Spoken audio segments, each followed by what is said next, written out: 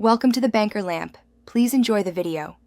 You begin by confirming the platform offers a verified emoji and that your account tier qualifies. This matters because not all users get access. Next, gather clear identity documents and a recent profile photo so verification uploads are instant. Once done, update the app and grant keyboard and notification permissions so the system can install the emoji candidate.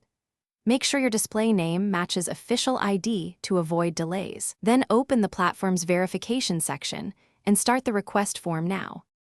Now finish the verification form carefully.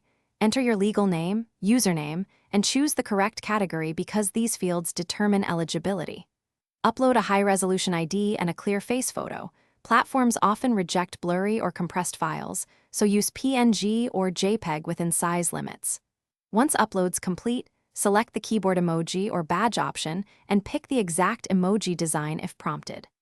After submission, confirm your email address and enable two-factor authentication to speed up review and complete the process by monitoring the review status.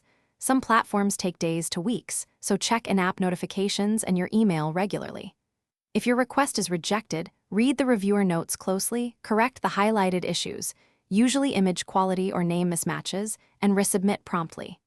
If the emoji doesn't appear after approval, clear the app cache and keyboard data, reinstall the keyboard, and restart your device. If that fails, contact support with your case ID and screenshots to get manual propagation. That troubleshooting step usually resolves lingering. Thanks for watching. If this was helpful, leave a like and consider subscribing. See you next time.